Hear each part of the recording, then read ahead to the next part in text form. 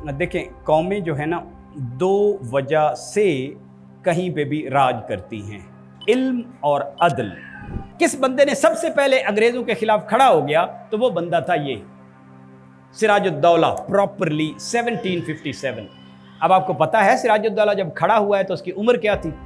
जब टीपू सुल्तान की dead body पे अंग्रेज़ आया है तो हिस्ट्री में लिखा हुआ है, ऐसे सीने पे पाँव रखा है और कहा है टुडे इंडिया इज़ आवर्स, आज हमें मिला है इंडिया। यानी जो बाकी सारी मज़ामतें किसी ने करनी थी ना, अब इस जैसा बंदा कोई पैदा करके दिखाओ तो हम।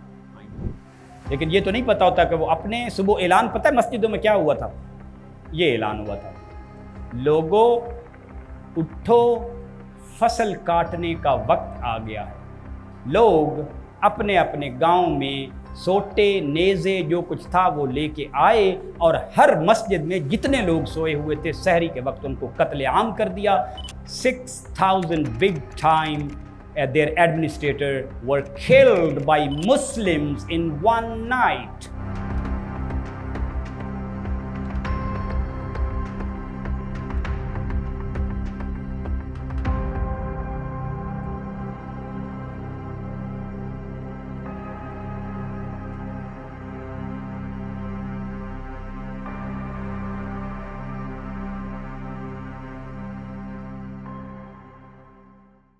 किताब में तो नहीं लिखी होती अक्सर स्टोरीज़, किताब में स्टोरीज़ बहुत कम लिखते हैं हम।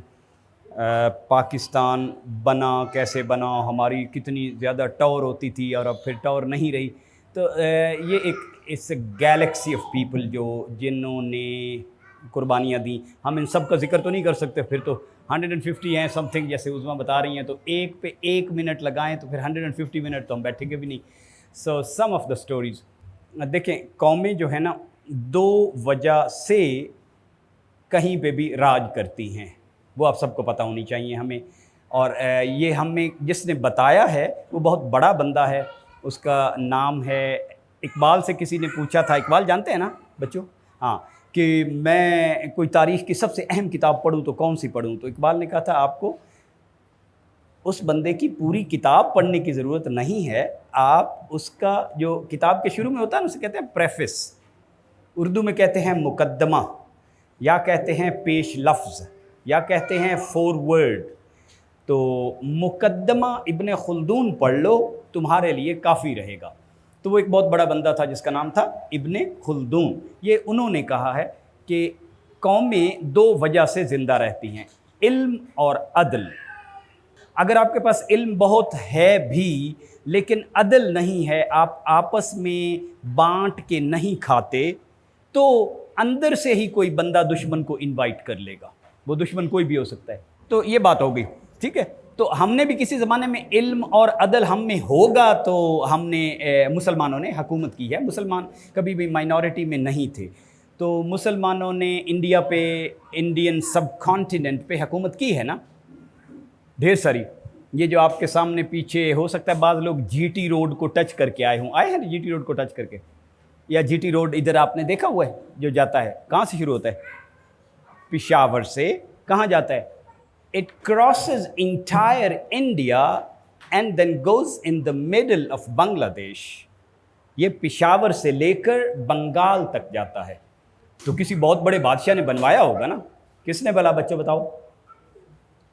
अच्छा, इतना बड़ा बादशाह था, आप सोचें कि ही lived as a ruler only for 5 years, only for 5 years। और इस सड़क की सिर्फ लंबाई 1700 मील है, अबाउट 3500 समथिंग किलोमीटर्स। लाहौर से ये सड़क अमृतसर में मुड़ के इंडिया सारा क्रॉस करके आगे चली जाती है। लाहौर से फिर मुल्तान जो सड़क जाती है वो भी उसी ने बनवाई थी, और उस सड़क के दोनों तरफ लोगों को ज़मीनें दी कि आप इस सड़क को मेंटेन भी करेंगे। एंड एवरी 20 किलोमीटर्स और every 15 kilometres depending on the geography, उन्होंने एक सराय भी बनाई हुई थी कि ताकि लोग जो जाएं, काफ़िले तिजारत करें, पढ़ने जाएं, उनके पास ठहरने की जगह हो। और उन सरायों में फ्री खाना होता था, आप ठहर सकते थे, साथ मस्जिद होती थी, लोग अपनी ट्रेड की निगोशिएशंस करते थे। और अभी भी कुछ कुछ सराय हैं ना कि ये सराय आलमगीर है, ये सराय फ़लाँ है, ये सराय یہ جی ٹی روڈ کے گرد جس بادشاہ نے بنوائی تھی. اب آج ہم 2000 کس میں ہیں؟ یہ 26. اب پاکستان 1947 میں بنا. تو آپ کو پتہ ہے یہ سڑک کب بنی تھی؟ رفلی 1400, 1500, 1600, 1700, 1800, 1900 یا 2000. سر 18th century. اب یہ بچوں کے لیے مشکل ہے. 18th century means 1700s. No, it was 1500s. So back 1500. ٹھیک ہے نا. یہ جو اس کے ان کے بعد یہ شیر شاہ سوری کی ہم بات کر رہے ہیں. بادشاہ کا نام کیا تھا؟ شیر شاہ سوری. اتنا بڑا بادشاہ تھا کہ انسانوں نے اتنی کم عمر میں اتنے زیادہ کام کیے ہوں بہت مشکل ہے. 5 سال میں آپ سوچیں نا, ہماری حکومتیں تو 2 سکول بھی نہیں ان سے بنتے اور گزر ہی جاتے ہیں کہ جب میں تو ٹائم ہی نہیں ملا دوبارہ ہمیں سلیکٹ کرو اور الیکٹ کرو اور فلانا کرو, پھر چور دروازے سے آ بھی جاتے ہیں کہیں نہ کہیں سے. تو اس کے بعد جو بادشاہ آئے ہیں جنہوں نے زیادہ دیر رہا ہے ان کا کیا نام ہے؟ جو پیک ٹائم میں انڈیا پاکستان سب کانٹیننٹ کو جنہوں نے رول کیا, جو مشہور بادشاہ ہیں, کیا کہتے ہیں ان کو؟ مغلز. مغلز اپنے آپ کو مغلز کبھی نہ لکھتے تھے نہ کہتے تھے. When I came to know for the first time, it was totally shocking کہ ہمیں مغل ہی پڑھایا گیا, کیونکہ وہ منگولز سے اپنا ریلیشن شپ اس طرح سے مینٹین نہیں کرتے تھے. منگولوں کی طرف سے ان کی نانی تھی, ابا نہیں تھا. کیونکہ منگول تو مشہور ہے نا کہ وہ مطلب ایک قسم کے پیگنز تھے اور ایسے تھے. بعد میں تو خیر سارے مسلمان ہی ہو گئے تھے. وہ اپنے آپ کو تیموری شہزادے لکھتے تھے. اپنے سارے ٹائٹلز میں کیا لکھتے تھے؟ تیموری. تو پتہ ہونا چاہیے کہ انگریزوں نے یہاں پہ کوئی چھوٹا سا نقصان نہیں کیا, ہمارے نام تک تبدیل کیے ہیں تاکہ انہیں بچے پڑھیں بھی تو مغل منگول سے آئے. اچھا منگول وہ جنہوں نے 15 پتہ نہیں کتنے ملین لوگوں کو مار دیا تھا وہ والے, اور وہ اجڈ لوگ. نو they were not اجڈ. ابھی بھائی صاحب نے کہا پہلا بندہ جو آیا اس کا نام کیا تھا؟ بابر بادشاہ. کیا تھا؟ بابر بادشاہ اتنا بڑا تھا اپنے کیریکٹر اور اس میں کہ اب سوچے طاقت اور جرت کی بات, ایک بات میں نے سب کی سٹوری آپ کو سنانی ہے. دین ول کم ٹو دس. اور وہ بادشاہ جو جہاں سے ڈکلائن شروع ہوا پھر پیک ٹائم پہ کبھی پتہ ہونا چاہیے. بابر انڈیا پاکستان میں کوئی بھی دریا نہیں ہے جو بابر نے سوئم کر کے کراس نہ کیا ہو. فوجیں اپنے گھوڑوں کشتیوں پہ جاتی تھی, بابر اپنی تلوار ایک طرف پھینک کے سوئم کر کے جاتے تھے. Can you imagine? پھر ایک دن بابر کو ایک جگہ پہ لگاتار شکست ہونا شروع ہو گئی تو بابر نے کہا کہ یا اللہ یہ میرے گناہ کی وجہ سے ہے, میں اب زندگی صحیح گزاروں گا. توبہ کی. باقاعدہ بابر کی جو بیٹی تھی نا, وہ اس زمانے میں ظاہر ہے جو بادشاہ ہوتے تھے امیر بھی ہوتے تھے اور سارا کچھ, بابر کافی رلا ہے افغانستان میں فلانا. وہ اس وقت کے علماء بادشاہوں کو گھر میں پڑھانے آتے تھے. ٹھیک ہے نا.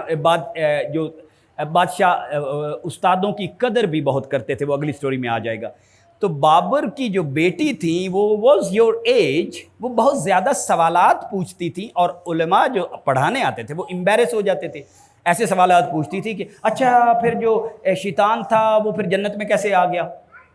یہ جو سٹوری ابھی آپ نے سنائی ہے, تو ان کو تو جواب نہیں آتے ہوتے تھے ان مشکل سوالوں کے, تو وہ صاف صاف پوچھتی تھی. تو آپ کو پتہ ہے کہ ان کی بیٹی کو پھر قرآن پاک کی تفسیر کس نے لکھ کے خود پڑھائی؟ بابر بادشاہ نے خود.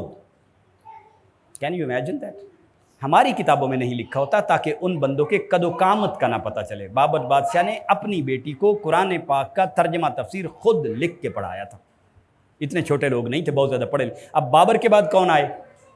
ہمایوں. ہمایوں کے لیول کا ایسٹرونومر اس وقت پلانٹ پہ ایک بھی نہیں تھا. ہی واز دا پرسن جس کو ساری ایسٹرونومی آتی تھی. ہمایوں گزر رہے تھے یہاں سے لاہور سے, تو ایک فیملی نے انہیں انوائٹ کر لیا, ان کے پاس رہے. اور بادشاہوں کی خواہش ہوتی تھی کہ ہماری اگلی اولادیں ایسی فیملی سے ہوں جن کو ادب آداب اور جن کا علم سے تعلق ہو. تو ایک وہ استادوں کی فیملی تھی لاہور میں. ان کی بیٹی سے شادی کی تھی، ٹیچرز کی اولادوں سے، ان سے اکبر پیدا ہوا تھا، اور اللہ سے تعلق یہ تھا کہ اکبر بادشاہ ایز اے چائلڈ بیمار ہو گئے، اور پرانے زمانے میں یہ ہوتا تھا کہ آپ کو بخار ہو گیا، بیمار ہو گئے تو بس حکیم ملتے تھے، نہیں ملتے تھے اللہ تعالیٰ کی طرف سے۔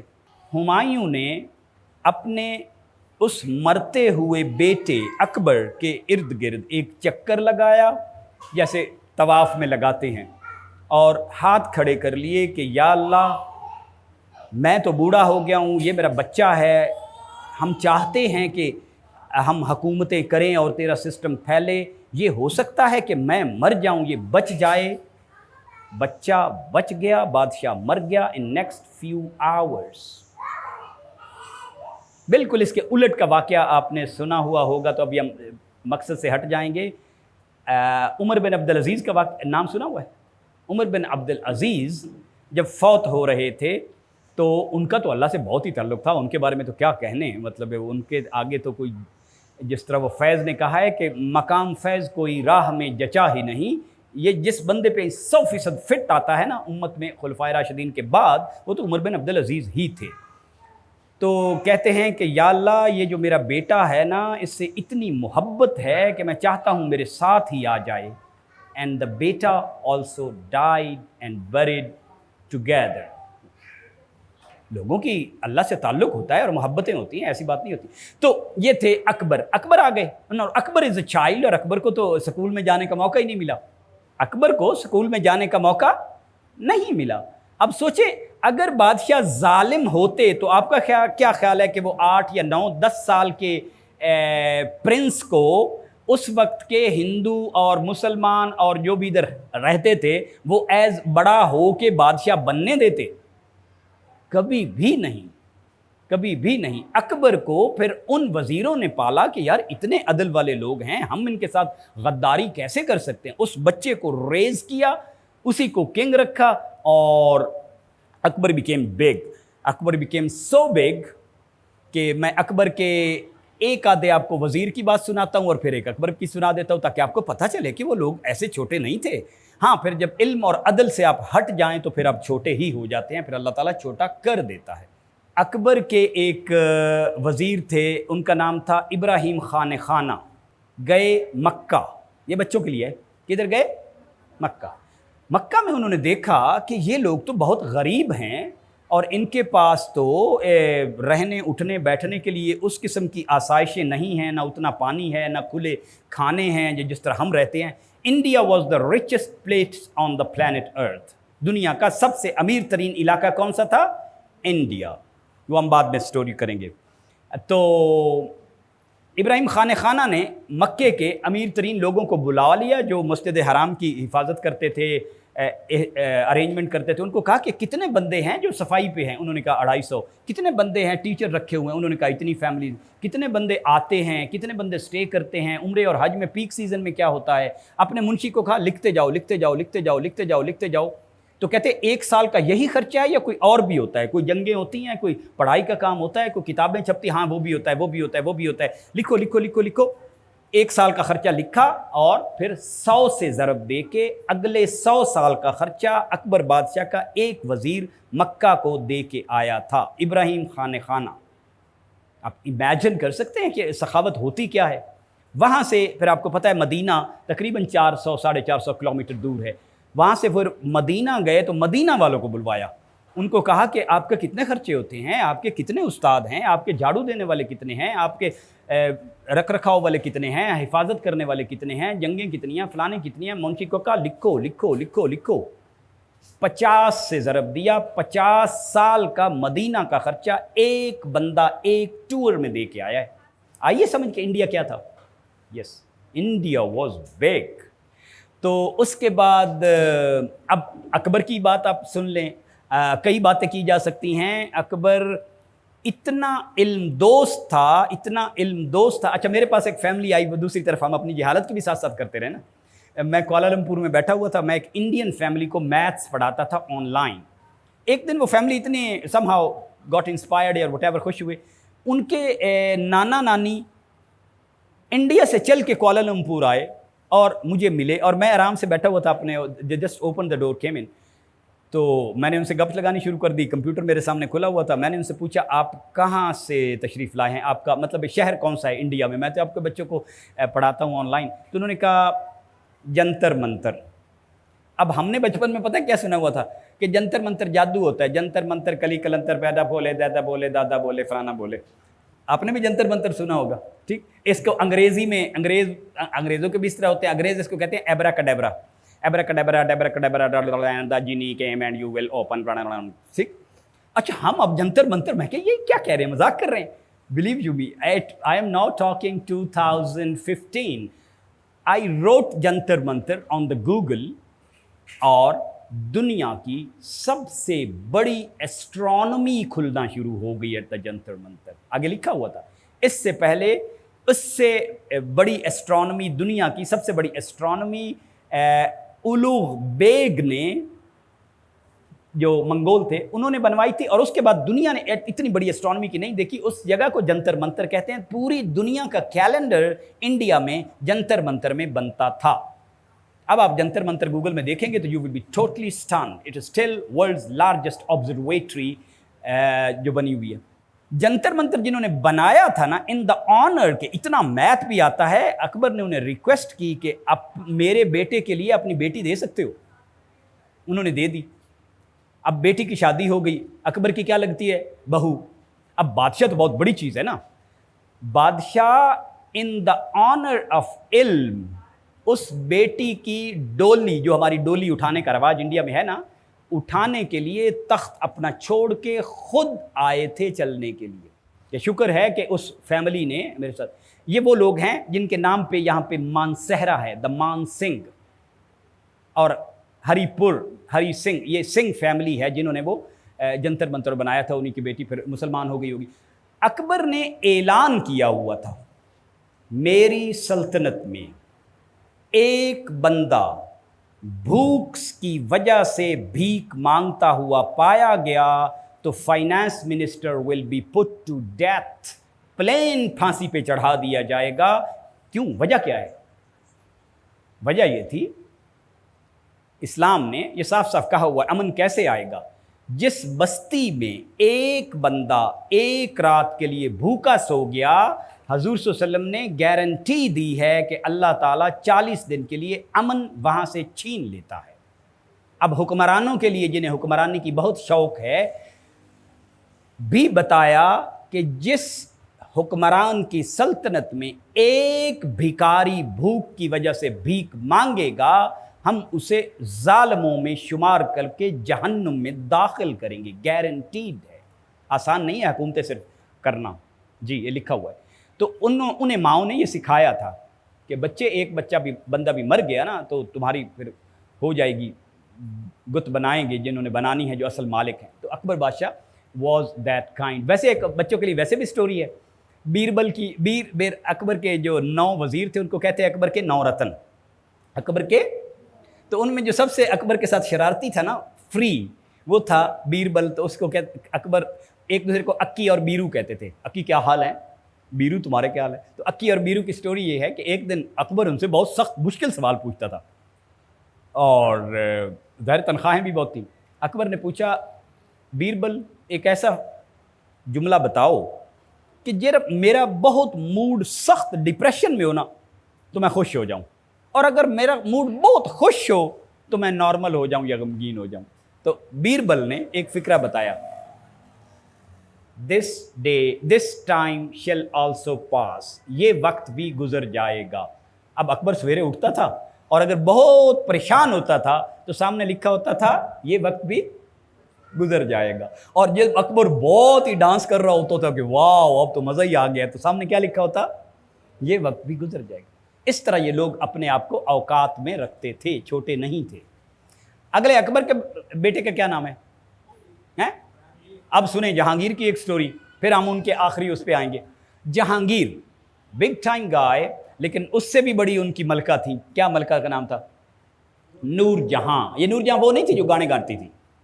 جو نور جہاں گانے گاتی تھی وہ تو 2001 میں فوت ہوئی گی. میں نے خود ان کا جنازہ اٹینڈ کیا ہے, کیونکہ ان کے ایک दामाद मेरे जानू बन गए थे कराची में, तो इस हिसाब से आना जाना हो गया था। तो वो मलका नहीं, अक्सर बच्चे समझते हैं वो नूरजहाँ गाना गाने वाली, नो नो नॉट दैट, मलका तरन्नुम नूरजहाँ नहीं, नूरजहाँ। मलका नूरजहाँ जो थी ना, लाहौर दरियाए रावी के किनारे अक्सर घोड़े दौड़ाती थी। नूरजहाँ जितना अच्छा घोड़ा उस वक्त दुनिया में कोई नहीं दौड़ाता था, नूरजहाँ जैसा तीर कोई नहीं चलाता था, नूरजहाँ जैसे फैसले कोई नहीं करता था। अब now tell you a story of Noorjahan. और जहांगीर बादशाह का क्या मशहूर है? अदल। क्या मशहूर है? अदले जहांगीरी, जो हम कह रहे हैं ना, इल्म और अदल चाहिए।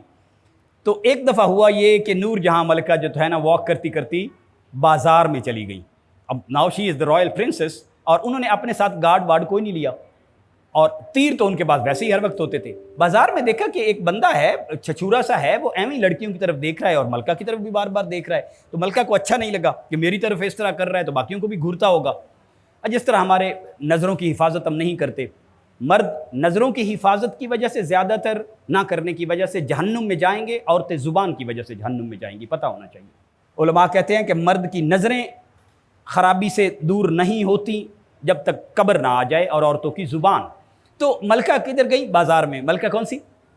नूरजहाँ। अब नूरजहाँ ने, अब मेरी अम्मी बताती थी कि बादशाह बैठा होता था, असल फैसले पीछे मलिका करती थी, एंड इट इज़ ट्रू।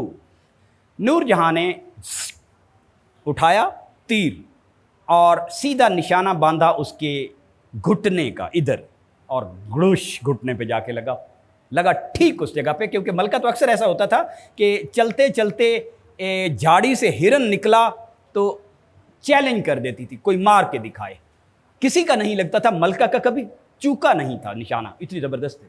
निशाना आना चाहिए। इमाम शाफी ने, इसे किसी ने पूछा कि हज़रत जब पहली दफ़ा मक्का काबा देखा तो क्या दुआ मांगी? तो उन्होंने कहा कि या अल्लाह, मैं 9 निशाने लगते हैं, जब मैं 10 दफ़ा मारता हूँ मेरे 10 के 10 लगने चाहिए। मुसलमान इतने निशाने बाज होते थे, वुमेन एंड मैन। अब तो ये हम हैं ना कि हमें वट्टा सुटना भी नहीं आता। Okay, now comes the malika and the person dies because of over bleeding. बंदा कोई करीब आया, whatever, नहीं होता बाज़ को पता कि मैं ऊपर से किसी को बांध दूं अगर ब्लीडिंग हो रही है अपवर्ड्स फलाना, वो बंदा मर गया। फैमिली ने अदालत में केस कर दिया। मलिका, the richest person on the planet, अंदर हैं जेल में। बादशाह ने सारे अपने मामलात बंद कर दिए और वेंट इनटू द सॉलिट्यूड कि जब तक मलिका का फैसला नहीं होता मैंने कोई भी हुकूमत का मामले में नहीं पढ़ना, क्योंकि मुझ पे कोई प्रेशर ना आए। नाउ मलिका ने उनसे कहा कि देखो, मैंने निशाना मारना होता ना तो मैं उसकी आंख पे मारती और इधर मारती और दिल पे मारती, मैं मार सकती थी। मैं तो उसे सिखाना चाहती थी कि मुसलमानों की हुकूमत है, ख़वातीन बाहर आती हैं, इस तरह नहीं करते। तो गलती से हो गया है कि वो उसकी ओवर ब्लीडिंग होगी, वो मर गया है, मेरे साथ सुलह कर लो। फैमिली ने कहा हाँ हम सुलह कर लेते हैं, हमें इतना सोना दे दो, और जिस तरह इस्लाम में है कि खून बहा दे दो और कर लो। सुलह हो गई। सुलह जब हो गई और काजी ने डिसाइड कर दिया कि मलका को फांसी नहीं होगी, तो जहांगीर ने फिर ओपन अदालत बुलाई। उस अदालत में पहले फैमिली को बुलाया, उसको कहा कुरान पे हाथ रख के बताओ कि तुम पे कोई प्रेशर था कि आपने खून बहा पे एग्री कर लिया। फैमिली ने कहा नहीं बादशाह सलामत, मलिका चल के आ गई थी और हमारा तो नुकसान हो ही गया था, तो हमने कंप्रोमाइज़ कर लिया है, और ये हमने टोटल बग़ैर अपनी फ्रीडम से किया है। फिर काजी को बुलाया, काजी को कहा कुरान पे हाथ रखो कि तुम पे कोई प्रेशर हुकूमत की तरफ से, बादशाह की तरफ से था या कोई टेलीफोन गया। काजी ने कहा मैं कुरान पे हाथ रखता हूँ, मुझ पे कोई प्रेशर नहीं था। और फिर कहा ठीक है ये फ़ैसला नाफिज करो। मलका फिर आज़ाद हुई हैं, और जब आई हैं तो जहांगीर नूरजहाँ के पाँव पड़ गए कि बेगम हुकूमतें चलानी हैं या नहीं चलानी, मरवाओगे, फ़ैसले तो तुमने करने हैं। मलका इतनी बड़ी थी। मैं एक दफ़ा भिम्बर देखा हुआ आपने? ओह सॉरी, सुना हुआ है? एजे के आज़ाद जम्मू कश्मीर से आ रही थी मलिका एंड जहांगीर एंड द एंटुराज। बादशाह रास्ते में फौत हो गया, एग्जैक्टली इन द भिम्बर। और अब ये है कि बादशाह फौत हो गया है, तो अगर लोगों को पता चल गया तो हुकूमत, जाहिर है मलिका ने पता है क्या किया है, ملکہ نے اپنے جو 4-5 بندے ہوتے ہیں بہت ہی قریبی انہیں کر کے باقی سب کو علیحدہ کر دیا کہ ہو جاؤ. اور ملکہ تو ظاہر ہے خود بھی اسی طرح جرنیل ہی تھی تقریباً آپ کہہ لیں, اور پڑھی لکھی بھی بہت زیادہ تھی. She was not from the royal family, she was a common person but she got a job in the royal family kitchen, and وہ تو اس کا اٹھنا بیٹھنا رکھنا ایسے تھا کہ وہ شہزادے کو پسند آ گئی. اچھا, اب ملکہ نے کہا کہ اب میں لاہور تک کیسے پہنچوں. تو ملکہ کو اتنی بایولوجی آتی تھی کہ جسم کے اندر اصل میں بیکٹیریا تو انتڑیوں میں ہوتا ہے. ملکہ نے بادشاہ کے ادھر رپ کیا, انتڑیاں نکالی, وہ بھمبر میں دفن ہیں, اور اس کو ڈیڈ باڈی کے جس طرح بھی کور کیا, لے کے لاہور گئیں. لاہور میں اوپنلی اعلان کیا چارج میرے پاس ہے. بادشاہ فوت ہو گئے ہیں. بجائے اس کے کہ میں راستے میں اعلان کروں, اگر ادھر ایک کوئی ہندو کھڑے ہو جائیں اور ادھر کوئی مرہٹے کھڑے ہو جائیں اور ادھر فلانے کھڑے ہو جائیں. اتنے سیانے لوگ تھے. تو یہ تو ہم کہاں تک پہنچے تھے؟ جہانگیر. جہانگیر نے اپنے بیڈ روم سے ایک لٹکا کے رکھی ہوتی تھی زنجیر جو باہر محل کے باہر تک جاتی تھی, اور آپ حیران ہوں گے کہ بعض اوقات گدھے اور اونٹ بھی اس کو کھٹکھٹا دیتے تھے اور پتہ چل جاتا تھا کہ اس اونٹ کو مالک نے کھانا نہیں دیا. سب کو پتہ ہوتا تھا. رات کو صبح 2 بجے 3 بجے گھنٹی اٹھتی تھی تو بادشاہ سلامت سارے کام چھوڑ کے, سویا ہوا تھا چھوڑ کے, اٹھ کے خود جاتے تھے. عدل جہانگیری ایمی دنیا میں مشہور نہیں ہے, کر کے دیکھیں. ابن بطوطہ کا نام سنا ہوا ہے؟ ابن بطوطہ جب ادھر آیا ہے تو اس نے خود لکھا ہے اپنی کتاب نے, میں نے خود پڑھا ہے کہ میں ملتان میں تھا تو تغلق نے سے تھوڑی سی زیادتی ہو گئی ایک غریب آدمی کے بیٹے کے ساتھ. ہوتا ہے بادشاہ جا رہے ہیں, غصہ چڑھ گیا تو ایک تھپڑ گا دیا. تو کہتا ہے میں نے خود دیکھا ہے کہ تغلق بادشاہ سامنے کھڑا تھا اور قاضی کے کہنے پہ اسے سوٹے پڑ رہے تھے. اس سوٹے پڑنے میں بادشاہ کی پگڑی بھی ایک دفعہ گر گئی تھی. دنیا میں کوئی کر کے دکھائے. تو عدل سے دنیا چلی ہے. یہ محمد تغلق, ہم نے صرف نام سنے ہوئے ہیں. اب اکبر کا آگے کون آ گیا؟ جہانگیر کے آگے کون ہے؟ شاہ جہان. اب شاہ جہان از دا پیک ٹائم. اتنا پیسہ ہے, اتنا سب کچھ ہے کہ اس کا کیا بتائیں. شاہ جہاں سے تو چیزیں تقریباً آپ سمجھے کہ ہم سمجھتے تھے بچپن میں کہ جو ممتاز محل تھی نا کوئی بڑی ینگ ہوں گی اور بادشاہ اس سے محبت کرتا تھا اور تاج محل بنوایا. تاج محل سادہ چیز نہیں ہے. انسان اتنا خوبصورت بلڈنگ کے بارے میں آج تک سوچ ہی نہیں سکا. شاہ جہان نے خود اوپر کھڑے ہو کے وہ بلڈنگ کا کونا کونا بنوایا ہے. That was the peak time. You new geometry and you new maths and you new symmetry. اور خوبصورتی ہوتی کیا ہے. آپ کا کوئی گروپ بنا یا اس میں آئے تو میں آپ کو بھیجوں گا کہ اس نے کون سا پتھر بغداد سے منگوایا, کون سا پتھر بنگال سے, کون سا نیپال سے, کون سا سعودی عرب سے, اور کون سا فلانے سے. From all around the world he new کہ یہاں پہ تو مجھے ٹرکوائز چاہیے, یہاں پہ تو ٹوپیز چاہیے, یہاں پہ تو روبی چاہیے, یہاں پہ تو ماربل چاہیے. اٹ ٹوک ہم 20 years to build that. اور جو ممتاز محل تھی ملکہ, ان کے آپ کو پتہ ہے کتنے بیٹے تھے زندہ اور فوت؟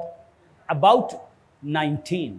ہم تو دوسری دفعہ بیگم اتنی اچھی نہیں لگتی. 19 بچے تھے ممتاز محل کے. جنہیں محبت کرنی آتی ہو نا, جنہیں قدر ہو کہ نہیں بندہ بندہ ہے. تو Shah Jahan was that kind of a person. اس کے بعد کون آئے پھر؟ اورنگزیب. نا اورنگزیب, اب اورنگزیب تو کیا بات ہے. اورنگزیب تو آپ کیا بتائیں کہ کتنے پڑھے لکھے تھے اور کتنے زیرک تھے اور کتنی جاسوسی تھی ان کے اور کتنا کنٹرول تھا. سینٹرل ایشیا میں بخارا میں نیشا پور میں ایک گھڑ دوڑ ہوئی اور بندے کے منہ سے نکل گیا, یار چھوڑو یہ گھوڑا تم کیسے خرید سکتے ہو, آپ کا بادشاہ بھی نہیں خرید سکتا. اب ناؤ دا انڈین کنگ اور گھوڑا. بادشاہ نے کہا 3 دن کے اندر اندر گھوڑا اور بندہ سمیت ادھر ہونا چاہیے. And it happen. اتنی اچھی جاسوسی تھی. آپ نے حضور صلی اللہ علیہ وسلم کی تھوڑی سی بھی زندگی پڑھی ہو نا, تو مکہ والے ابھی سوچ رہے ہوتے تھے, پہلی چال چل رہے ہوتے تھے. حضور صلی اللہ علیہ وسلم کو مدینہ میں پتہ چل جاتا تھا کیونکہ اتنا اچھا انفارمیشن سسٹم بنایا ہوا تھا انہوں نے. ادھر خیبر والے کیا کرنے جا رہے ہیں, ادھر یہ کیا جرنے جا رہے ہیں. تو اس انفارمیشن سسٹم کے بغیر تو حکومتیں نہیں چلتی اور دشمنوں کے پتہ بھی نہیں چلتے.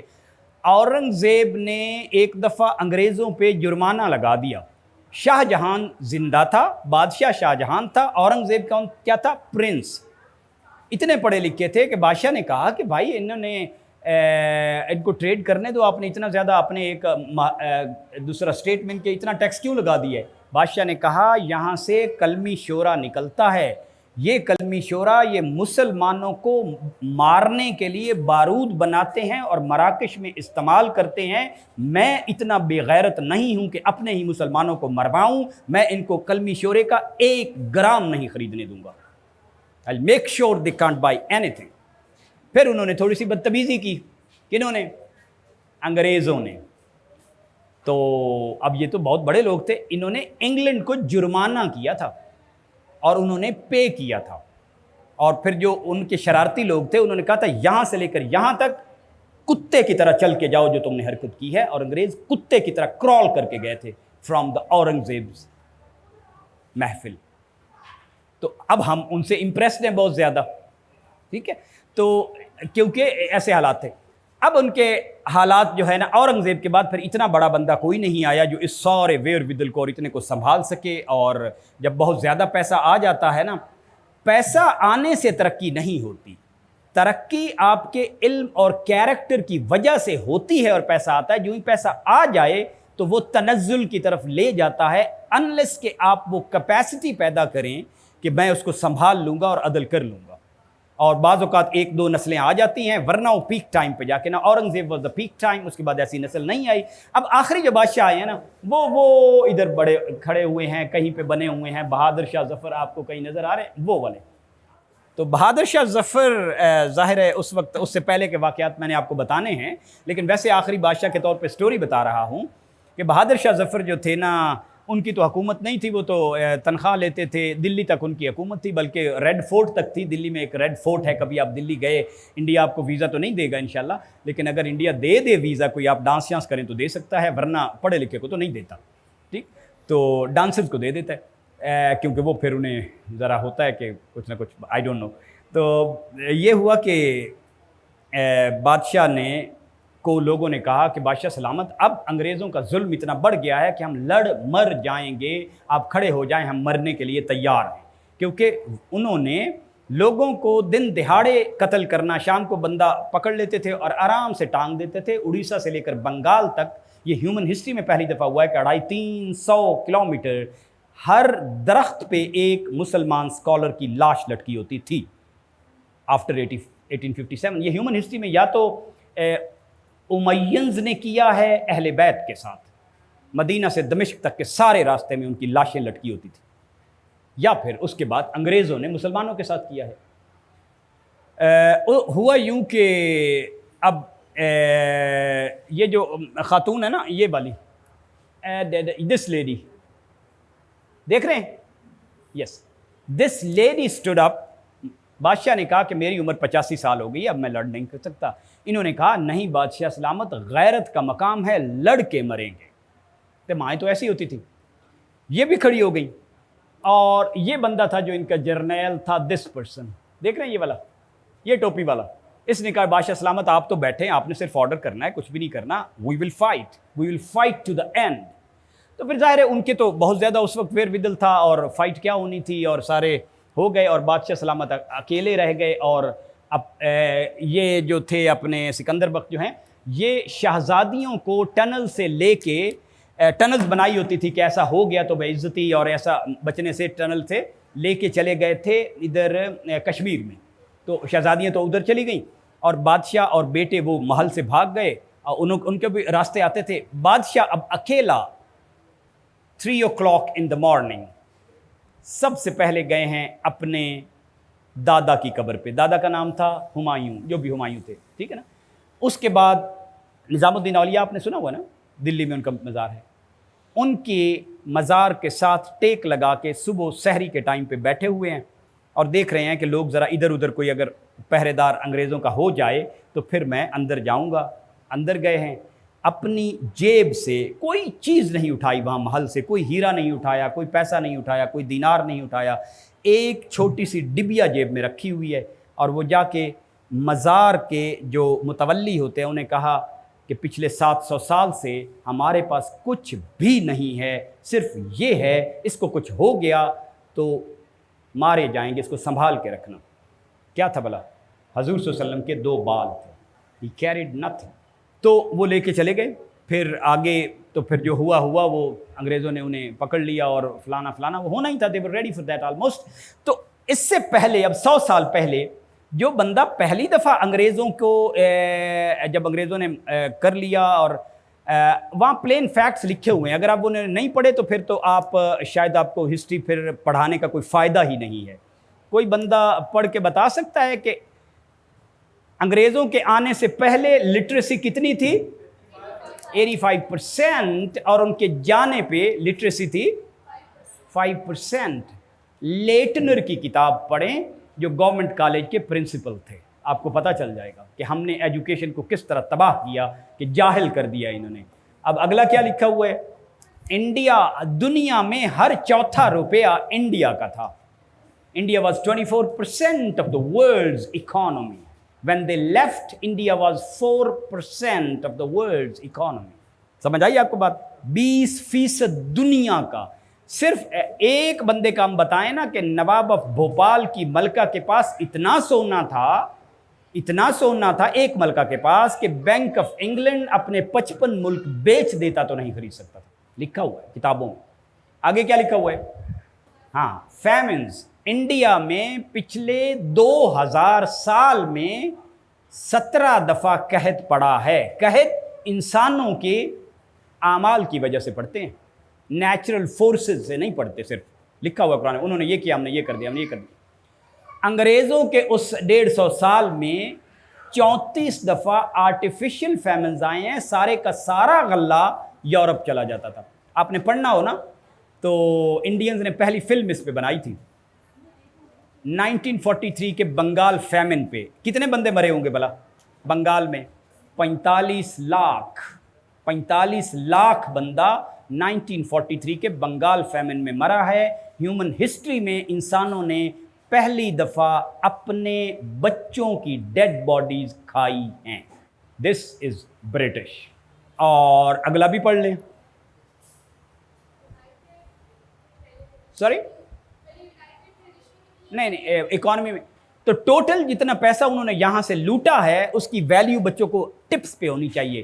45,000 billion $US they took away from India.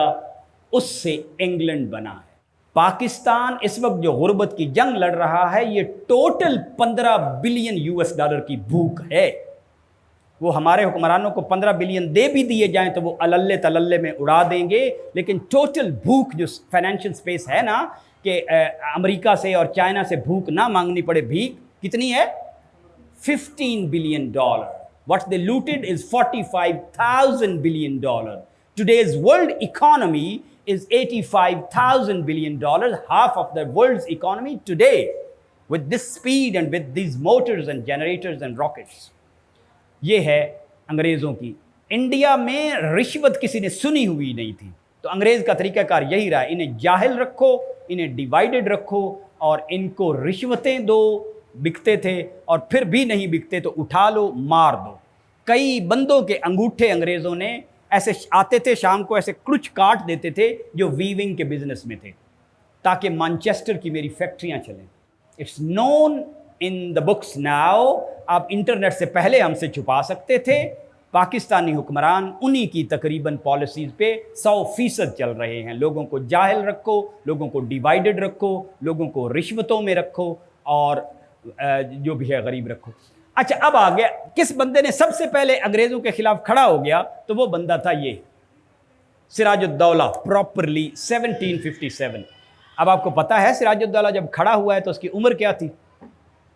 ویسے ہی 24 years، 24 سال صرف. ماں نے غیرت والے بچے پیدا کیے ہوئے تھے. 24 سال کی عمر ہوتی ہے and you are taking care of. پھر حیدرآباد والے جو نظام تھے انہوں نے غداری کی اور بعد ان کے ساتھ مل گئے انگریزوں کے. اور یہ تو پھر بچہ ہی تھا نا، 24 سال کے اتنے اسٹریٹجسٹ تو نہیں ہوتا نا. اس زمانے کے شاعر نے ایک شعر آپ نے شاید سنا ہوا ہو، تو اب بعض اوقات نہیں پتہ ہوتا کہ یہ شعر کس نے کیوں کہا تھا. تو وہ شعر ایسے ہے، اردو کی کتاب میں ویسے ہی لکھا ہوتا ہے: غزالاں تم تو واقف ہو کہو مجنوں کے جانے کی. تو لگتا یہ ہے کہ پیار محبت کا شعر ہے. غزالاں تم تو واقف ہو کہو مجنوں کے جانے کی، دیوانہ مر گیا آخر تو ویرانے کو کیا سوجی، تو ویرانے پہ کیا گزری، دیوانہ مر گیا جس دم تو دیوانے پہ کیا گزری. یہ شعر اس وقت کے شاعر نے ان کے بارے میں کہا ہے. He fought the British right in the battlefield. اور نظام آف حیدرآباد جو دھوکے والے تھے ان اپنی فوجیں ودرا کر لیں. اس سے آگے پھر یہ ٹیپو سلطان ہے. اب ٹیپو سلطان کا والد یہ ہے. ٹیپو سلطان کے بارے میں تو آپ کو پتہ ہی ہوگا. آئی ڈونٹ نیڈ ٹو سے دس، بٹ میرے خیال میں اگر آپ کو ٹیپو سلطان کی پرسنالٹی کا نہیں پتا تو ٹیپو سلطان، ٹیپو سلطان کی عمر کیا تھی when Tipu Sultan passed away؟ Just 47. I am now 57. He was 10 years younger to me. اور 40 سال تک دونوں بیٹوں نے دنیا کی سب سے بڑی پاور کو ایسے ہولڈ کر کے کیا ہوا تھا. Because they were the richest people on the planet Earth. امریکہ کی آزادی کے پیچھے جس بندے سے وہ انسپائر ہوئے کہ یار وہ ایک بندہ 40 سال تک روک سکتا ہے تو ہمیں یہ انگریز کیوں چمڑے ہوئے ہیں، was inspired by Tipu Sultan. یس، لکھا ہوا ان کے ترانے میں ٹیپو سلطان کی انڈائریکٹ تذکرہ ہے کہ ایسے بھی ہوتے ہیں لوگ تو ہم بھی کھڑے ہو جائیں گے. Tipu Sultan when he was 20s تو اس نے سوچا کہ بے حد امیر آدمی تھا نا، پیسہ اتنا زیادہ تھا کہ وہ انگریز اس پیسے کے لالچ میں ہی تو ان کے منہ سے رالیں ٹپکتی تھیں. جیسے ایک ہوتا ہے نا کہ ایک کبھی کسی نے بھوکے نے دیکھ لیا وہ پیسہ. ٹیپو سلطان کا تو صرف آپ کہہ لیں، آپ چھوڑ دیں ان کی ویلتھ کو. 24 سال کے تھے تو انہوں نے ایک مسجد بنائی. اس مسجد کا نام تھا مسجد عالی. جس طرح بادشاہوں کا ہوتا ہے کہ اتنا پیسہ ہے تو ہم بنائیں خوبصورت. پھر انہوں نے سوچا کہ اس مسجد میں تبرک کے لیے پہلی جماعت وہ بندہ کرائے گا جو صاحب ترتیب ہو. اب صاحب ترتیب کا مطلب ہوتا ہے کہ جس نے جب سے ہوش سنبھالا ہو کبھی نماز مس نہ کی ہو. کوئی بندہ نہیں آیا سامنے. ٹیپو سلطان ہمسیلف کے اتنے پاک صاف لوگ تھے. انگریزوں کے خلاف 4 جنگیں لڑی ہیں. چوتھی جنگ میں تو شہید ہو گئے ہیں. تیسری جنگ میں انگریز ڈومینیٹ کر گئے. اور آپ کو پتہ ہے رہن میں کیا رکھا گیا تھا؟ ٹیپو سلطان کے 2 بیٹے. کین یو امیجن دا سین کہ جب دشمنوں کے پاس اب کہیں کہ نہیں ہماری رعایا کو چھوڑ دو، ہمارے قیدیوں کو چھوڑ دو، ہم آپ کو 3 کروڑ روپیہ دیں گے جو نقصان ہوا ہے، لیکن میرے بندوں کو چھوڑو، میرے بیٹے لے جاؤ. They did that.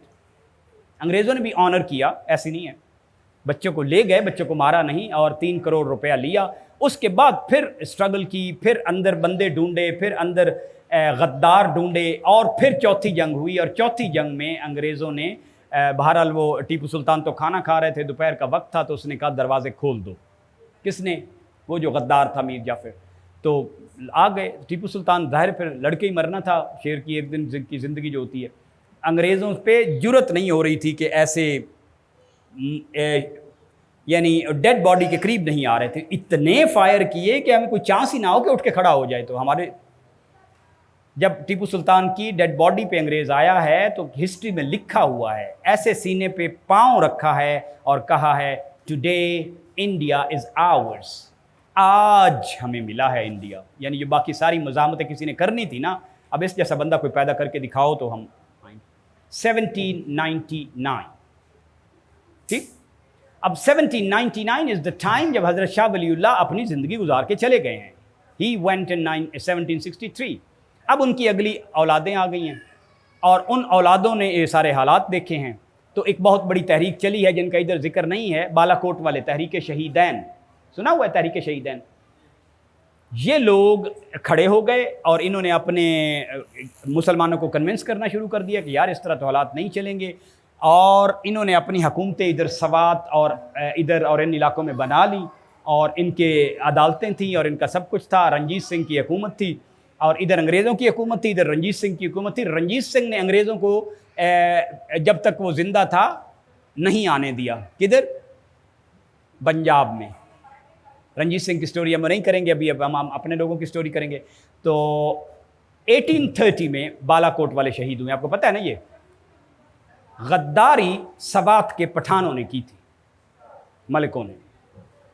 راتوں رات صبح 5 بجے سحری کے ٹائم اعلان ہوا، کیونکہ وہ تو ان کے پاس تو کوئی سیکریٹریٹ نہیں ہوتے تھے، وہ تو مسجدوں میں رہتے تھے، سوتے تھے، صبح اٹھتے تھے، سارے کام کرتے تھے، لوگوں کے فیصلے کرتے تھے، کوئی ظالم ہوتا تھا اسے کہتے چھوڑ اس کی چیزیں کیوں لے لی ہیں اینڈ آل دیٹ.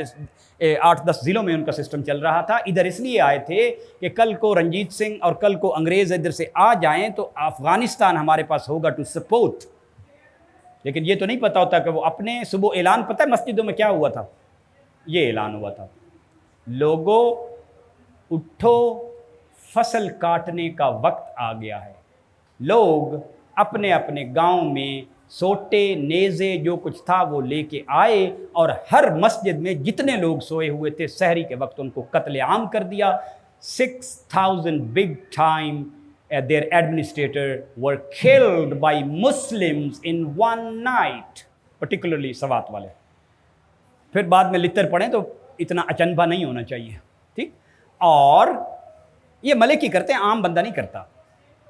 دنیا کی محبت ہی ساری برائیوں کی جڑ ہے.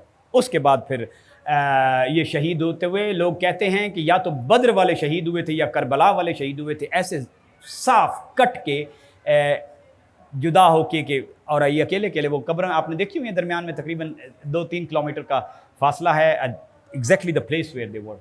1830. دس از 1830. ناؤ کمز 1857 کہ انگریزوں کا ظلم اس لیول پہ ہو گیا ہے کہ لوگوں نے کہا ہے کہ ہم نہیں لڑ سکتے لیکن ہم لڑ کے مریں گے. That is 1857. کئی جگہ پہ ایسا شروع ہوا، رانی آف جھانسی، منگل پانڈے اور لوگوں نے، اور یہ تو یہ سٹوری ان کی تھی جو اپنے ہم نے سنی ہے. ان کے ساری پلاننگ یہ بندہ کر رہا تھا، یہ عظیم اللہ. ہمیں تو ان کے نام آنے کی ضرورت نہیں ہے کیونکہ ہمیں کیا ہے، ہم تو ایسے بیٹھے ہوئے آرام سے، ٹھیک ہے. تو آگے ہم ایک ایک بندے کی کچھ سٹوری سنا سکتے ہیں، جیسے every person is a big in his own right. ان کی سنا دیتے ہیں. یہ سنی ہوئی آبدی بیگم، ان کی تو آپ نے ویسی سٹوری سنی ہوگی. مولانا محمد علی جوہر اور مولانا شوکت علی کی جو اماں تھیں. شکوہ جواب شکوہ 1913 میں آیا تھا. 1912، 13، 14 میں انگریز انگریز ساری رلا کے، جرمنی بھی تھا اس میں، فرینچ بھی تھے، رشیا والے بھی تھے. ان کو کہتے ہیں بالکن وارز، جنگ بلکان.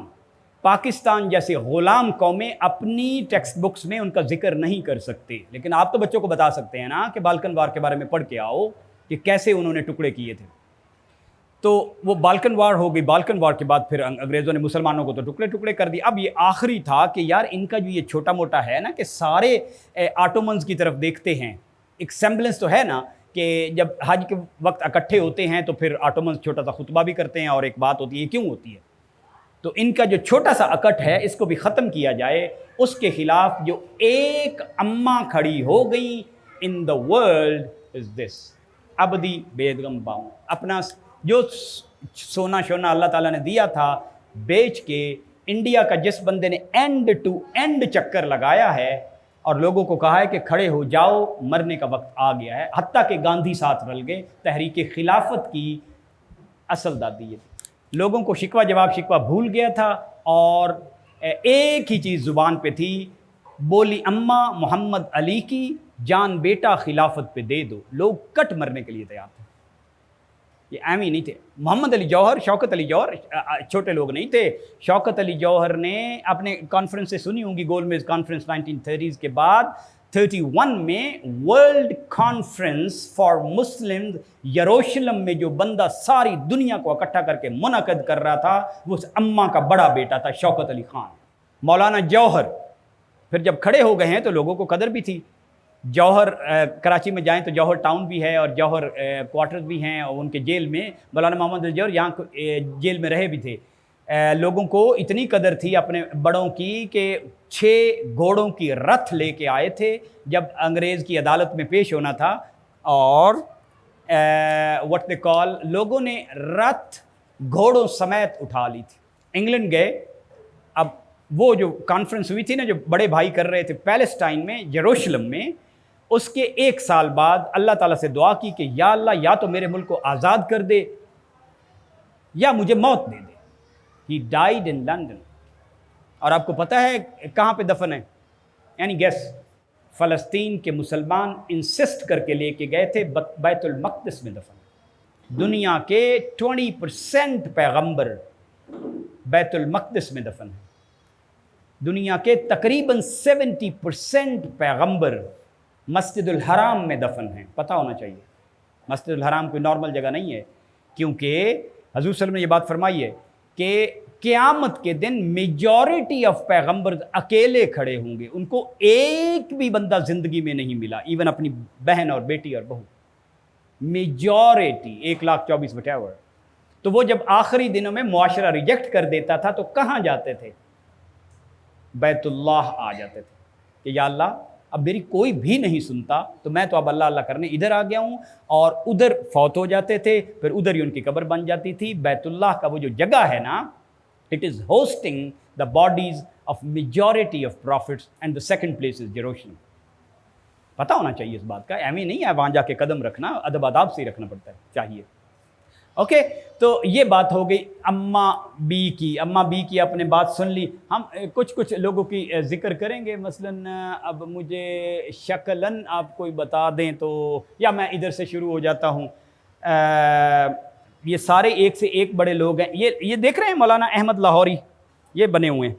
لاہور میں جس بندے نے قرآن پاک کو پاپولرائز کیا ہے، یعنی لاہور میں اس سے پہلے قرآن پڑھنے کا اس طرح سے رواج ہی نہیں تھا کہ ایسے قرآن کو اس لیول پہ کہ ہر گھر میں قرآن پڑھا جا رہا ہو. دس از دا پرسن. لوگوں نے پوچھا تھا کہ حضرت، مطلب عشاء کے وقت بیٹھتے تھے تو ایسا تاثر تھا اور واز تھا کہ فجر تک بھی لوگ بیٹھے رہتے تھے، اور آہستہ آہستہ اتنی لمبی لمبی تفسیر کرتے تھے.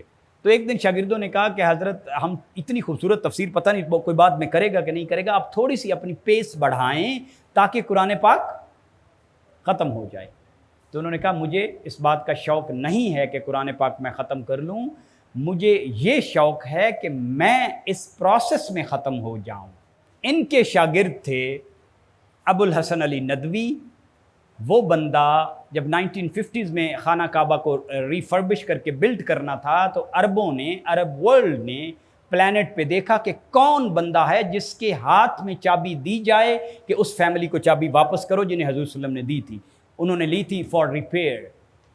ابو Hasan Ali Nadwi was the person. ان کے شاگرد ہیں. میں نے مثنوی ابو الحسن علی ندوی کے شاگرد سے سیکھی ہوئی ہے. سیکھی کیا ہوئی ہے؟ سرفیس لیول کی پڑھی ہوئی ہے. تو ابو الحسن علی ندوی از دا پرسن جنہوں نے اقبال کو انٹروڈیوس کرایا ہے to the Arab world. Arab world کو پتہ ہی نہیں تھا کہ دنیا میں اتنا بڑا بندہ آ کے چلا بھی گیا ہے، کیونکہ عرب تو پڑھے لکھے تھے نہیں. ہم ان کے مدرسے چلاتے تھے جب تک ان کا تیل نہیں نکلا 1930s میں. اس سے پہلے ان کے مدرسے 400 سال کس نے چلائے ہیں؟ انڈینز نے.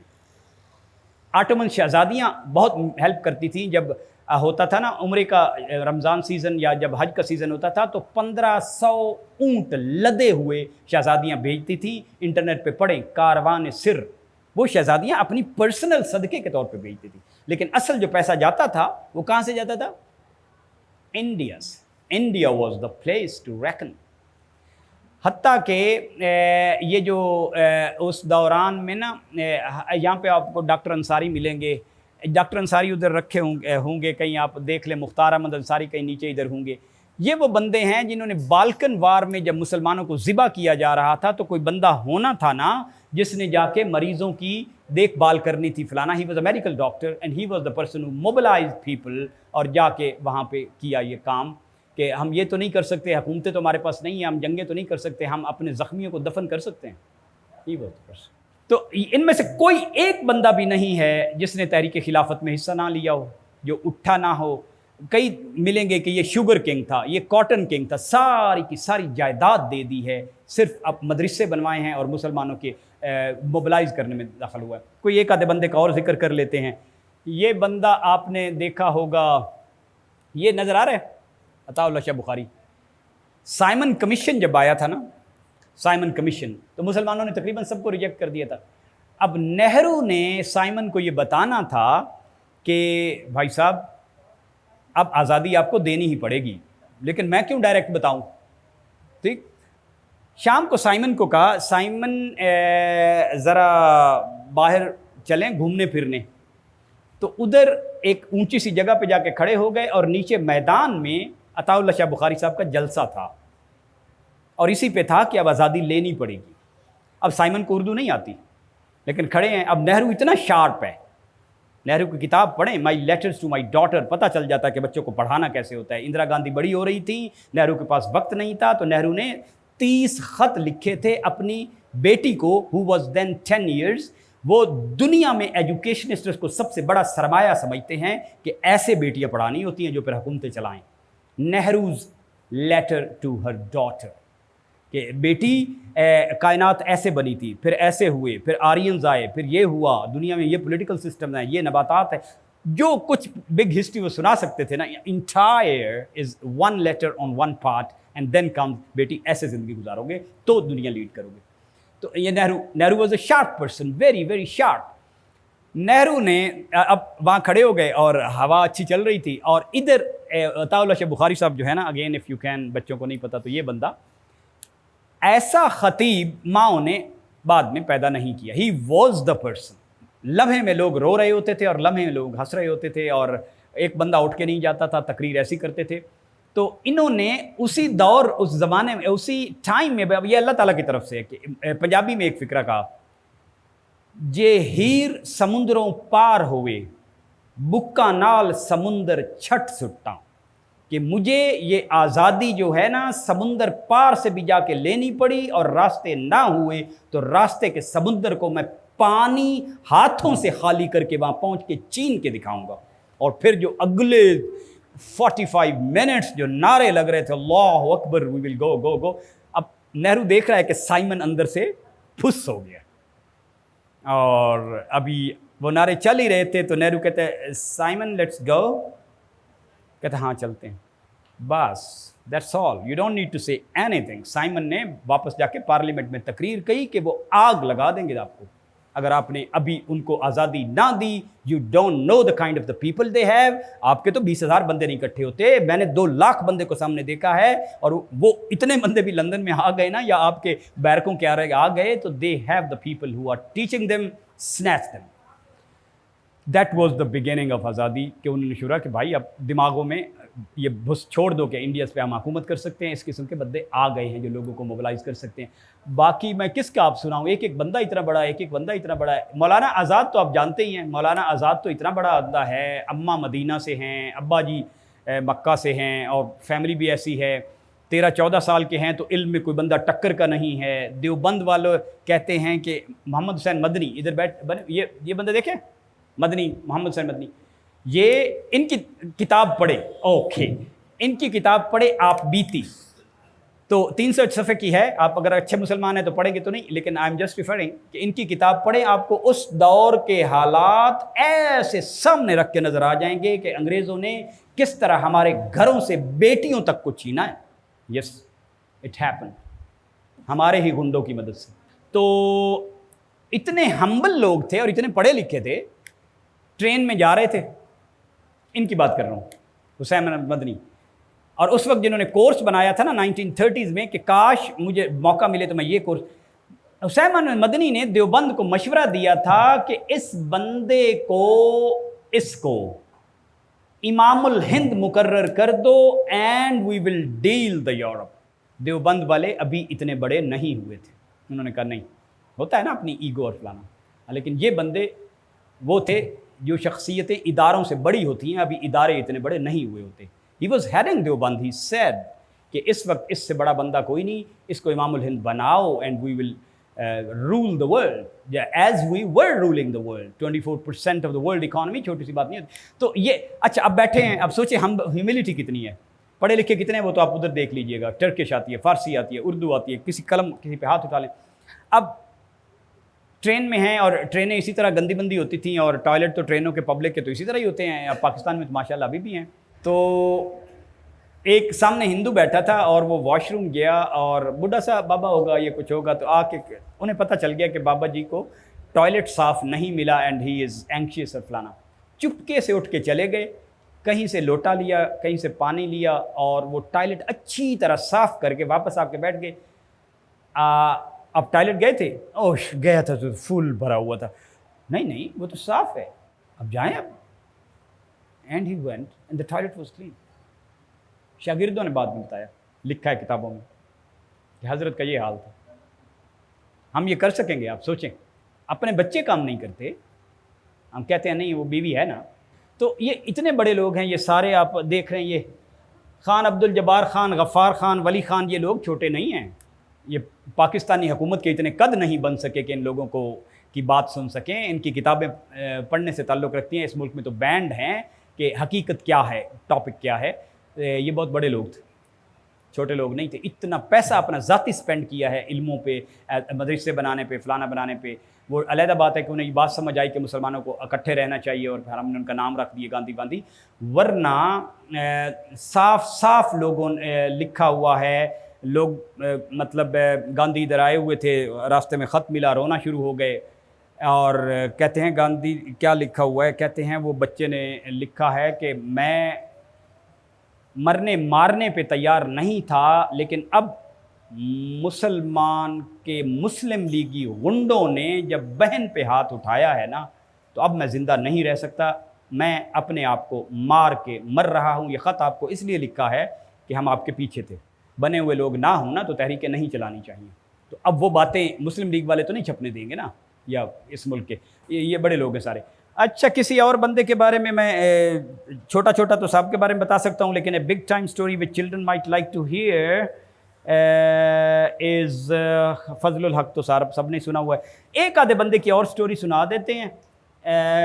کس کی سنائیں آپ کو؟ بطخ میاں انصاری، مولانا ظفر علی خان. ظفر علی خان جانتے ہیں بچے؟ جانتے ہیں ظفر علی خان؟ چلے یہ بات ہے. تو یہ ملک میں کوئی تھوڑی سی قربانی ہم نے نہیں لی. آپ نے پڑھنا ہو نا تو مولانا جعفر تھانیسری کی کتابیں پڑھ لیں، کالا پانی کی کتابیں، کہ کالا پانی میں جو لوگ بھیجے گئے تھے ان کے ساتھ کیا ہوا تھا. لیکن وہ کالا پانی میں تو آخر میں بھیجے گئے تھے، وہ 10 سال جہاں چھپتے پھرتے رہے انگریزوں کے ڈر سے. اور یہاں کے جیسے وڈیرے تھے، یہ جو جنہوں نے بہت ساری اپنی زمینیں، جنہوں نے موٹر وے کا راستہ بھی تبدیل کروایا تھا، کیا نام ہے یہ ہیں؟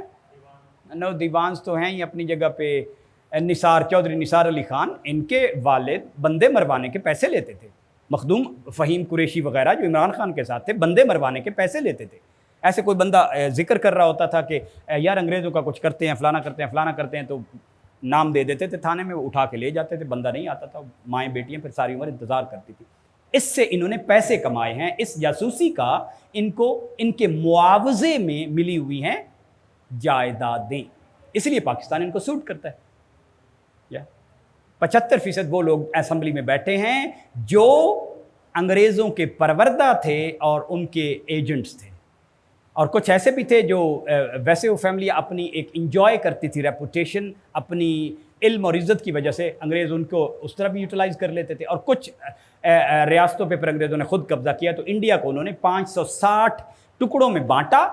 کچھ میں اپنے ایجنٹ بھرتی کیے، یہ والے ملتان کے گیلانی اور اس قسم کے سارے.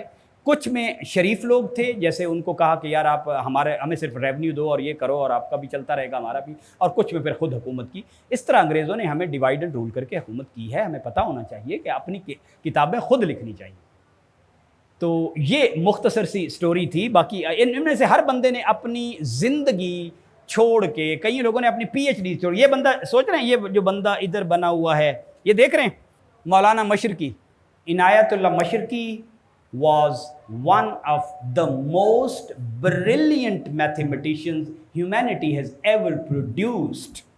Wrangler's degree 5 PhD کے برابر سمجھی جاتی ہے، اور پوری دنیا میں صرف 2 یا 3 رینگلر ڈگری ہولڈر تھے in mathematics. He was one of them.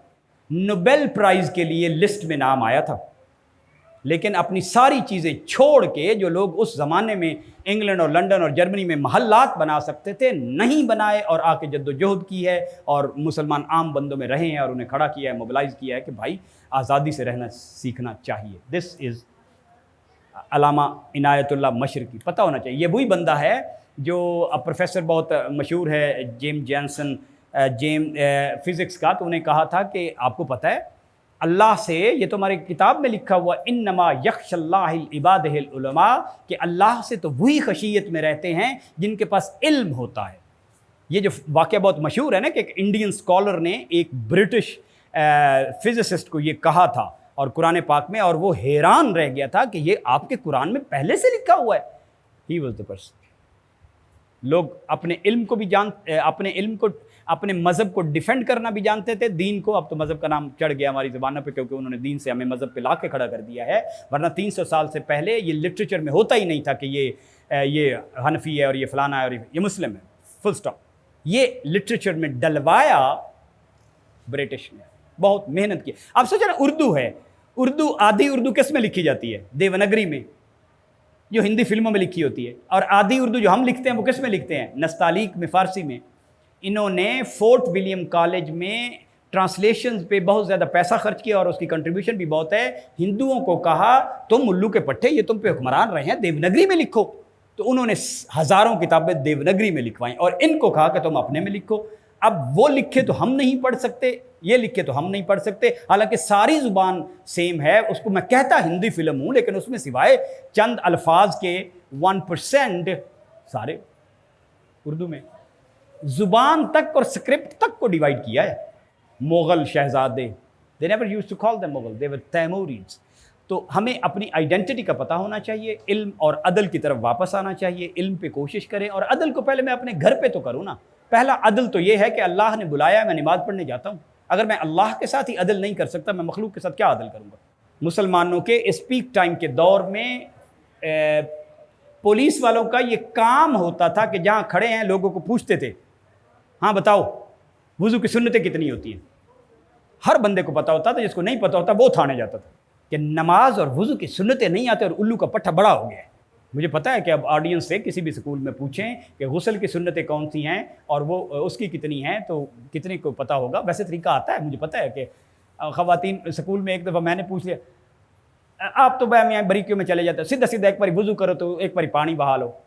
ہے ایسی کہ ایک دفعہ وضو کرو تو ایک باری پانی بہا لو تو اللہ تعالیٰ، لیکن پتہ تو ہونا چاہیے نا کہ یہ پارٹ ہیں اور یہ مس ہو گئے. تو امام مالک کا اتنا اللہ تعالیٰ نے علم دیا تھا کہ مسجد الحرام میں حج کے موقع پہ اعلان ہوتا تھا، اعلان کہ مالک زندہ ہیں، کوئی اپنا قلم فتوے کے لیے نہ اٹھائے. اور پوری دنیا میں جو فتوے ہوتے تھے امام مالک کے پاس سگنیچر کے لیے، انڈورسمنٹ کے لیے آتے تھے کہ کوئی غلط تو نہیں ہے. یعنی ہر فتویٰ دنیا میں کون انڈورس کرتا تھا؟ امام مالک. تو امام Shafii as a child when he was 14، پہلی دفعہ جس بندے نے ان کو بولڈ کیا ہے نا ان دا فرسٹ انٹریکشن، کیا امام آپ کا فیصلہ غلط ہے؟ آپ کہیں تو آپ کو بتا دوں. فیصلہ یہ تھا کہ ایک بندہ آ گیا، میں نماز کی بتا رہا ہوں، بندہ آ گیا اور اس نے کہا کہ حضرت میرے پاس ایک کمری تھی بٹیر اور میں ادھر گیا تھا اور میں نے بیچ دی. اور بندے نے مجھ سے پوچھا تھا کہ یہ ہر وقت یہ بولتی ہے؟ میں نے کہا ہر وقت بولتی ہے. بعد میں مجھے خیال آیا تھا ہر وقت تو نہیں بولتی، کبھی سوتی ہے کبھی جاگتی ہے، تو لیکن بہت زیادہ بولتی ہے. تو امام نے کہا تو پھر آپ نے غلط کہا، واپس کرو ورنہ آپ کا رزق ٹھیک نہیں ہے.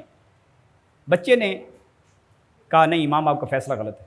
امام نے کہا کیسے؟ مسکرائے کہ مجھے چیلنج کیا ہے آج فرسٹ ٹائم کسی نے. تو بچے نے کہا دیکھو فاطمہ بن قیس کے شادی کا مسئلہ تھا، حضور صلی اللہ علیہ وسلم نے کہا کہ اس بندے سے شادی کرنی ہے، دیکھ لو اس کے ہر وقت دوسرا شولڈر پہ لٹ ہوتی ہے، یا لیکن مارنے کے لیے تیار ہوتا ہے، وہ مارتا بہت ہے بیویوں کو. تو اس کی کیا ہر وقت لٹ ہوتی تھی یا کبھی سوتا بھی تھا؟ کہتا نہیں سوتا بھی تھا. تو حضرت ایسے معاملات میں فیصلہ کثرت استعمال سے ہوتا ہے، لفظوں سے نہیں ہوتا. امام ایگریڈ. دین امام سے جب 3-4 سال بعد علم لے لیا سارا، تو امام کو کہا کہ میں زندہ ہوتے کاش امام ابو حنیفہ تو ان کے پاس جاتا، لیکن امام محمد زندہ ہے مجھے وہاں جانے دیں. چلے گئے. امام محمد کو جس بندے نے پہلے دن بولڈ کیا ہے نا، ہی از امام شافعی ایج 17. امام محمد نے پوچھا مجھے آپ یہ کہہ رہے ہیں، بتاؤ تو صحیح نماز شروع کیسے کرتے ہیں؟ تو امام شافعی نے ایز اے چائلڈ کہا، فرسٹ انٹریکشن ہے 2 فرضوں اور 1 سنت سے. امام نے اگلا سوال ہی نہیں کیا، کہا تمہارا علم کامل ہے، تم مسجد میں نہیں رہو گے، میرے گھر میں رہو گے. نماز اتنی ضروری ہے کہ لوگ اس سے جج کرتے تھے کہ وہ کس قماش کا بندہ ہے، اس سے بات کی جائے وہ علم میں کہاں کھڑا ہوا. تو اپنی نمازیں ٹھیک کریں، ورنہ کیا علم اور کیا حفظ مراتب. ونشهد ان لا الہ الا انت ونستغفرک ونتوب الیک.